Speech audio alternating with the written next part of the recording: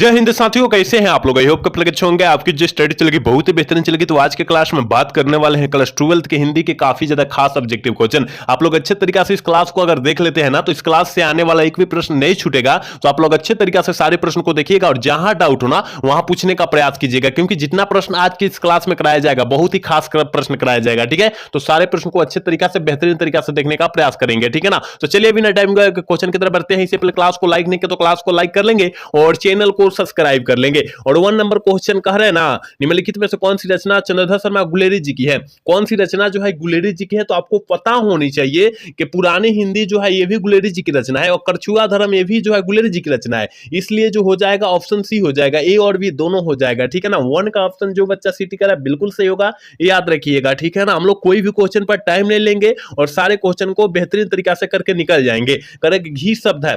घी शब्द जो होता है वो कौन सा शब्द होता है, तो देखिए घी, अगर सारे बच्चे बहुत लोग घी खाते हैं, बहुत लोग जो होते हैं घी खाते हैं। घी जो होता है मनुष्य के लिए बहुत ज्यादा लाभदायक होता है, किसी भी जीव जंतु के लिए बहुत ज्यादा लाभदायक होता है। ठीक है ना, तो याद रखिएगा यह जो है पुलिंग शब्द है। क्या है, पुलिंग शब्द है। 2 का ऑप्शन जो बच्चा बीटी कर रहा है बिल्कुल सही होगा, याद रखिएगा। 3 नंबर क्वेश्चन करें, गोद में सोने वाला कहलाता है। गोद में सोने वाला क्या कहलाता है। देखिए गोद में कौन सोता है, बालक सोता है। तो गोद में सोने वाला क्या कहलाएगा, बालक तो नहीं कहलाएगा ना, बालक तो नहीं कहलाएगा ना, वो कहलाता है आकांक्षयासी कहलाता है। क्या कहते हैं, अंक सयासी कहलाता है। ये ऑप्शन सी वाला सही हो जाएगा, याद रखिएगा मेरे भाई। ये बहुत खास क्वेश्चन है, क्योंकि गोद में सोने वाला बालक मार देगा तो गलत हो जाएगा। देखिए बालक भी सोता है, पुत्र भी सोता है, तब इस तरह का अगर अर्थ मिलाएंगे तो ये हो जाएगा, बालक भी सोता है पुत्र भी सोता है। इसका मतलब जो हो जाएगा दोनों सही हो जाएगा, लेकिन इस तरह नहीं सोचना है। ठीक ना, कि गोद में सोने वाला क्या कहलाता है, अंक साई कहलाता है। याद रखिएगा ऑप्शन सी वाला का सही होगा, याद रखना है। कह रहा है 4 नंबर क्वेश्चन, देखिए क्या कह रहा है मेरे भाई। 4 नंबर क्वेश्चन यहाँ है, कह रहा है ना कि गुरु के समीप रहने वाला कहलाता है। गुरु के समीप रहने वाला जो कहलाता है उसे हम लोग क्या कहते हैं, तो याद रखिएगा अंतेवासी कहते हैं। क्या कहते हैं, अंतेवासी कहते हैं। ऑप्शन जो बच्चा सी टिक कर है बिल्कुल सही होगा, याद रखिएगा। 5 नंबर क्वेश्चन का, जिसका खंड न किया जा सके वह है।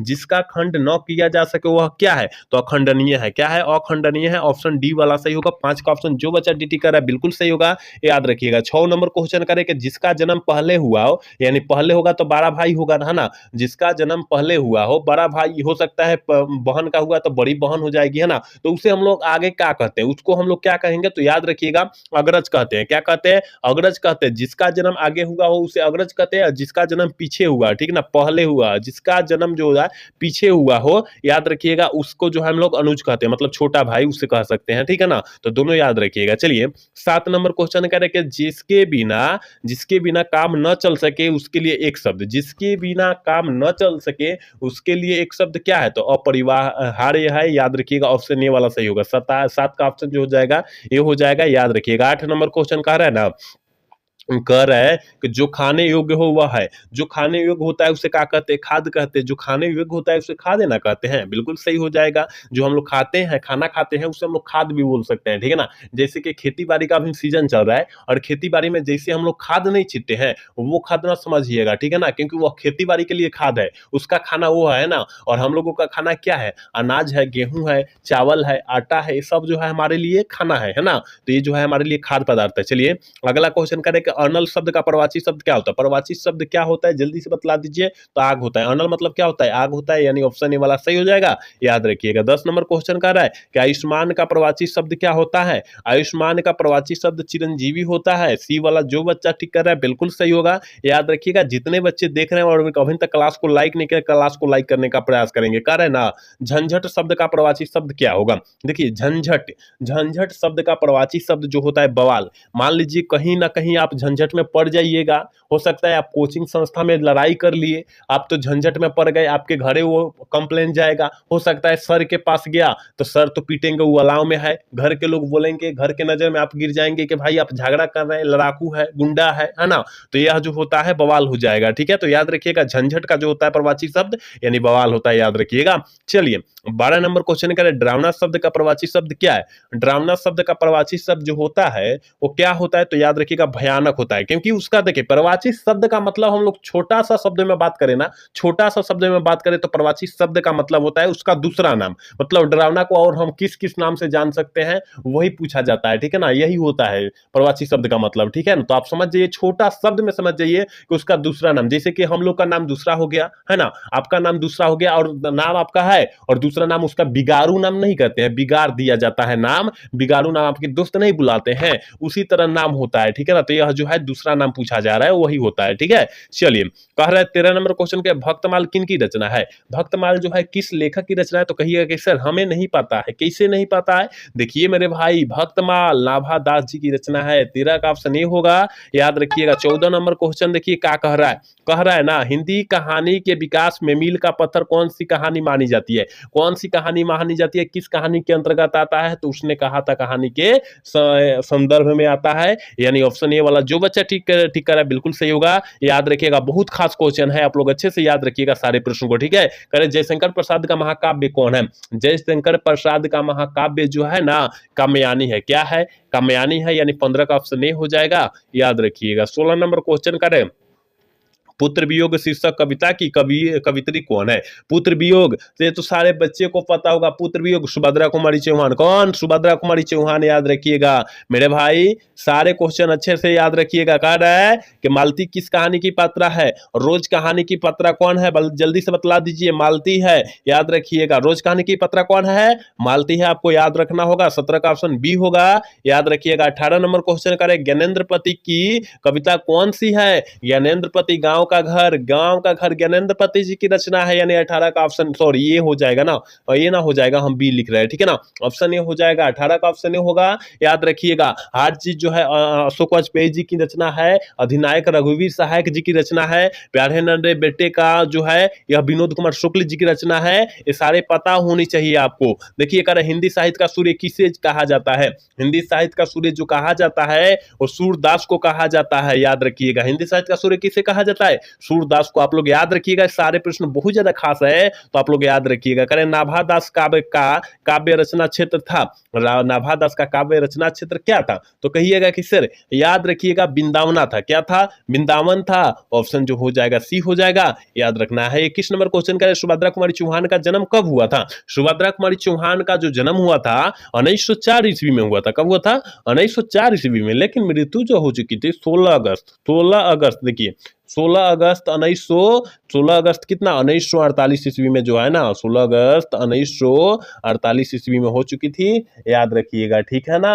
ये सारे क्वेश्चन को अच्छे से याद रखिएगा। चलिए अगला क्वेश्चन करते हैं, मुक्तिबोध का जन्म स्थल कहाँ है? मुक्तिबोध जी का जन्म स्थल जो है वो कहाँ पर है? तो सारे बच्चे को पता होगा, श्योपुर में है, यानी ऑप्शन बी वाला सही होगा। 22 का ऑप्शन बी होगा, याद रखिएगा। 23 नंबर क्वेश्चन का है, आलस्य शब्द का विशेषण क्या होगा? आलस्य शब्द का विशेषण जो होता है वो क्या होता है? आलसी नहीं होगा। आलसी किसे कहते हैं? जैसे कि आपके पास पेन रखा हुआ है, नहीं उठा पाएंगे उसको, नहीं कहेंगे भाई तुम उठा कर देना पेनावा, आप उठा कर देना, तो वो जो होता है आलसी, उससे हम लोग बोल सकते हैं, ठीक है ना, प्योर आलसी बोलते हैं, ठीक है। चलिए अगला क्वेश्चन 24 नंबर क्वेश्चन करें कि अधपका शब्द में उपसर्ग क्या है? देखिए सबसे पहले जौन हम लोग उपसर्ग निकालेंगे, सबसे पहले उसका जो है विसर्ग करेंगे। कौन करेंगे? संधि विच्छेद करेंगे, याद रखिएगा। तो अधजोर पक्का, अधजोर पक्का हो जाएगा। अधजोर क्या होगा? पक्का हो जाएगा, यानी अध पक्का हो जाएगा। यहाँ देखिए अध जो हो जाएगा उपसर्ग हो जाएगा, और पक्का जो हो जाएगा प्रत्यय हो जाएगा। दोनों याद रखिएगा, बहुत आसान होता है उपसर्ग प्रत्यय पहचानना। करें कि सपरिवार शब्द में उपसर्ग क्या है? देखिए सपरिवार, सजोर परिवार, सजोर क्या होगा? परिवार होगा, यानी स जो हो जाएगा उपसर्ग हो जाएगा, परिवार जो हो जाएगा प्रत्यय हो जाएगा। आप लोग याद रखिएगा, जितना क्वेश्चन बतलाया जा रहा है। करें कि अंकुरित शब्द का प्रत्यय क्या हो जाएगा? अंकुर जोर इत, अंकुर जोर, देखिए अंकुर जोर क्या हो जा रहा है? अंकुर जोर इत हो जा रहा है ना, इत हो जा रहा है, तो अंकुरित नहीं हो जा रहा है, अंकुरित नहीं हो जा रहा है, यानी ऑप्शन सी वाला सही होगा। 26 का ऑप्शन जो बच्चा सीटी कर रहा है बिल्कुल सही होगा, याद रखिएगा। जितने बच्चे मेरे क्लास को देख रहे हैं और क्लास को लाइक नहीं किए, क्लास को लाइक करने का प्रयास करेंगे, ठीक है ना। कह रहे हैं कि नवरत्न शब्द में कौन सा समास है? नवरत्न शब्द में कौन सा समास है? तो आप क्या मारिएगा जल्दी से, जो है 27 का ऑप्शन बतला दीजिए क्या हो जाएगा। तो कहिएगा कि सर नवरत्न मतलब नौ जो हो जाएगा संख्या हो जाएगा, और संख्या के लिए हमें पता है कि द्विगु समास मारते हैं। क्या मारते हैं? द्विगु समास मारते हैं, याद रखिएगा, ठीक है। चलिए अगला क्वेश्चन कर रहा है आकाश पाताल एक करना मुहावरा का अर्थ क्या होता है। देखिए आकाश पाताल एक करना मुहावरा का अर्थ जो होता है बहुत कठिन परिश्रम करना। देखिए अभी जो है आप लोगों को थोड़ा थोड़ा समझ में आ रहा होगा, 6 महीना जो है आपका बीत गया है और आप अब आपका जो है अब समझ में आ रहा होगा कि अरे भाई हम 6 महीना गवा दिए हैं, लेकिन अब जो है हम लाहे लाहे करके पढ़ेंगे और सिलेबस को कवर कर लेंगे और कवर करके हमारा जो है 12th में जो हो जाएगा अच्छा नंबर आ जाएगा। तो ये जा देखिए ऐसा जो अगर सोच रहा है उसका अच्छा नंबर आ जाएगा, लेकिन अभी सोच रहा है और पढ़ नहीं रहा है उसका अच्छा नंबर नहीं आ सकता है, क्योंकि वो सोचने में व्यस्त है। क्या कर नहीं रहा है, सोच रहा है। तो आपको सोचना नहीं है, करना है कि भाई अब सिलेबस के किसी भी हाल में हम कवर करें और कवर करके तुरंत हम लोग उसका ऑब्जेक्टिव रट जाए, पढ़ जाए, अच्छे तरीके से समझ जाए। ठीक है ना। तो आप लोग समझने का प्रयास कीजिएगा। अभी आप लोग बहुत ज्यादा कठिन परिश्रम करते हैं और काफी बच्चे कर भी रहे हैं ना। चलिए कह रहे हैं ना, कह रहे हैं 29 नंबर क्वेश्चन कह रहे हैं कि मुट्ठी में करना मुहावरा का अर्थ क्या होता है। मुट्ठी में करना अपने वश में करना, क्या अपने वश में करना। तो याद रखिएगा ऑप्शन सी में दिया है, ऑप्शन सी वाला सही हो जाएगा, 29 का आंसर सी होगा। क्वेश्चन क्या कह रहा है, देखिए कह रहा है चमक शब्द कौन सा शब्द है, स्त्रीलिंग है क्या पुल्लिंग है। चमक जो है स्त्रीलिंग है क्या पुल्लिंग है। तो देखिए चमक जो होता है वह चमक रही है, चमक चमक रही है, इसका मतलब जो है स्त्रीलिंग रूप है। ऑप्शन ए वाला करेक्ट हो जाएगा, याद रखिएगा। अगला क्वेश्चन कह रहा है कि संधि के कितने भेद होते हैं। संधि के 3 भेद नहीं होते हैं, स्वर संधि, विसर्ग संधि, व्यंजन संधि, यानी 3 प्रकार के होते हैं। ऑप्शन सी वाला सही कर लेंगे, याद रखिएगा। कह रहा है ना 32 नंबर क्वेश्चन का भीड़ शब्द कौन सा संज्ञा है। भीड़, देखिए भीड़ कहाँ लगेगा, बहुत सारे लोग होंगे, बहुत सारे लोग होंगे वहां पर भीड़ लगेगा। ठीक है ना। जैसे कि हम लोग स्टेशन पर बात कर ले, स्टेशन काफी ज्यादा भीड़ होता है। मेला जी से बात कर ले, मेला में काफी ज्यादा भीड़ होता है ना। जैसे कि हम लोग बाजार की बात कर ले, बाजार में भी ज्यादा भीड़ होता है। तो भीड़ यानी समूह होता है, वहां क्या होता है, समूह होता है। इसका मतलब समूहवाचक क्या है, समूहवाचक संज्ञा है। 32 का ऑप्शन जो बच्चा डीटी कर रहा है बिल्कुल सही होगा, याद रखिएगा। ये बहुत आसान भाषा में हम समझाते हैं कि आपको समझ में आ जाए और बहुत सारा एग्जाम्पल लेते हैं कि आपको समझ में आ जाए। ठीक है। कारक के कितने भेद होते हैं, कारक के जो भेद होते हैं वो कितने होते हैं। तो आप कहिएगा कि सर हमें पता है कि कारक जो है 8 प्रकार को होते हैं, लेकिन अगर पुरानी व्यक्ति के व्याकरण के हिसाब से देखा जाए तो 8 प्रकार के, और नए व्याकरण के हिसाब से देखा जाए तो 7 प्रकार के होते हैं, क्योंकि नैया समाज को जो है हटा दिया है, नैया समाज को जो है हटा दी है, इसलिए 7 प्रकार के हो जाता है। लेकिन अगर पुराने व्याकरण के हिसाब से पूछेगा तो 8 मारना, अगर नए के पूछेगा तो 7 मारना, याद रखिएगा। ठीक है, क्योंकि नैया समाज को नयका में हटा दिया गया है। चलिए अगला क्वेश्चन 34 नंबर क्वेश्चन करें कि अर्धनारीश्वर पाठ के लेखक कौन है। अर्धनारीश्वर पाठ के लेखक जो है रामधारी सिंह दिनकर जी नहीं होंगे का, रामधारी सिंह दिनकर जी नहीं होंगे, यानी ऑप्शन सी वाला सही होगा। 35 नंबर क्वेश्चन के शिव का उपासक कहलाता है। देखिए शिव का उपासक जो कहलाता है सेव कहलाता है, क्या कहलाता है, सेव कहलाता है, याद रखिएगा। ऑप्शन बी वाला सही हो जाएगा। आप लोग संस्कृत में भी पढ़े होंगे कि रात्रि जागरण छोड़कर मूल संघर कहाँ चले गए, ये नहीं पढ़े हैं तो आप लोग जरूर पढ़े होंगे। जो बच्चा संस्कृत पढ़ा होगा ना वो 10 में जरूर पढ़ा होगा ये सब। ठीक है ना। करे चंद्रधर शर्मा गुलेरी ने कुल कितनी कहानियां लिखी थी। बुद्धू का काटा, उसने कहा था, सुखमय जीवन, यानी 3 कहानियां लिखी थी। तीनों का नाम बतला दिया, आपको याद नहीं है तो नोटबुक पर लिखकर याद कर लीजिए आप लोग। ठीक है। चलिए कह रहा है ना 37 नंबर क्वेश्चन करें आत्महत्या के विरुद्ध क्या है। आत्महत्या के विरुद्ध जो है यह क्या है, याद रखिएगा। यह जो है एक प्रकार का कविता है, ऑप्शन जो हो जाएगा सी होगा, याद रखिएगा। 38 नंबर क्वेश्चन का नए कह रहा है कि नए साहित्य का सौदा शास्त्र के लेखक कौन है। नए साहित्य के सौदा शास्त्र के लेखक जो हो जाएंगे मुक्तिबोध, यानी गजानन माधव मुक्तिबोध हो जाएंगे। लेकिन दलित का पूछता तब हम लोग ओम प्रकाश वाल्मीकि जी मार देते। अगर दलित का मेरे भाई पूछता तो ओम प्रकाश वाल्मीकि जी मार देते। आप लोग याद रखिएगा, दोनों याद रखिएगा। दलित का पूछेगा ओम प्रकाश वाल्मीकि जी, और नए साहित्य का सौदा शास्त्र पूछेगा यहां मार देंगे गजानन माधव मुक्तिबोध मार देंगे, याद रखिएगा। 39 नंबर क्वेश्चन क्या करें, निम्न में से किस कहानी में ग्रेगिन का उल्लेख है। निम्न में से किस कहानी में ग्रेगिन का उल्लेख है, जल्दी से बतला दीजिए। तो रोज कहानी में जो ना, रोज कहानी में ग्रेगिन का उल्लेख है। क्या है, ग्रेगिन का उल्लेख है, यानी 39 का ऑप्शन बी होगा, याद रखिएगा। 40 नंबर क्वेश्चन करें कि सिपाही की मां के पाठ के रचयिता कौन है, जल्दी से बतला दीजिए। 40 का ऑप्शन क्या हो जाएगा। तो कहिएगा कि सर सिपाही की मां पूछा जा रहा है, मोहन राकेश जी हो जाएंगे। ऑप्शन ए वाला टिक करेंगे और लाहे से हम लोग निकल जाएंगे। बहुत खास क्वेश्चन है, सारा क्वेश्चन काफी ज्यादा खास है। करे कि और सदा नीरा किस विधा के अंतर्गत है। और सदा नीरा जो है किस विधा के अंतर्गत आता है, तो निबंध के अंतर्गत आता है। 41 का ऑप्शन बी होगा, याद रखिएगा। 42 नंबर क्वेश्चन करे कि जयप्रकाश नारायण रचित पाठ का नाम क्या है। मतलब जयप्रकाश नारायण जी कौन से पाठ को रखे हैं, रचे हैं, तो आपको पता नहीं है। संपूर्ण क्रांति, ऑप्शन सी वाला सही हो जाएगा। प्रगति और समाज नामवर सिंह रचे हैं। बातचीत बालकृष्ण भट्ट, त्रिच उदय प्रकाश, ये सारे याद रखिएगा। हम जितना एक्स्ट्रा क्वेश्चन बतला रहे हैं। ठीक है। चलिए 43 नंबर क्वेश्चन की तरफ बात करेंगे और 43 नंबर क्वेश्चन के बालकृष्ण भट्ट किस काल के रचनाकार है, किस युग में के रचनाकार है? तो याद रखिएगा भारत तेंदु युग मरना है। और किस काल के रचनाकार है? तो रचनाकार तो आधुनिक काल का मारिएगा, आधुनिक काल मारिएगा मेरे भाई। हम जितना बतला रहे बहुत खास क्वेश्चन करा रहे, आप लोग पेपर उठाकर देखिएगा, ये सारे क्वेश्चन पूछा हुआ है, ठीक है। करेंगे बड़वे रामायण किन की रचना है? बड़वे रामायण जो है किस लेखक की रचना है? तो याद रखिएगा तुलसीदास जी की रचना है। बड़वे रामायण जो है तुलसीदास जी की रचना है, ऑप्शन सी वाला सही होगा। चलिए 45 नंबर क्वेश्चन का बीजक के रचयिता कौन है? आपको पता होगा कि बीजक के जो रचयिता है कबीर दास जी है। कौन है? कबीर दास जी है। 45 का ऑप्शन बी होगा, याद रखिएगा। 46 नंबर क्वेश्चन का है कि रसोई घर से कौन सा समास है? देखिए रसोई का घर का होगा, रसोई का घर, रसोई मेरे भाई, रसोई का घर, ठीक है ना। रसोई का घर यानी का जो है कारक का चिन्ह आ गया, कारक का चिन्ह जहां आएगा तो पुरुष समास मारेंगे। ऑप्शन जो हो जाएगा 46 का ऑप्शन ए होगा, याद रखिएगा। चलिए कह रहा है ना 47 नंबर क्वेश्चन करें कि उदय प्रकाश का जन्म कब हुआ था? उदय प्रकाश का जो जन्म हुआ था वो कब हुआ था? तो आपको पता है मेरे भाई कि उदय प्रकाश जी का जो जन्म हुआ था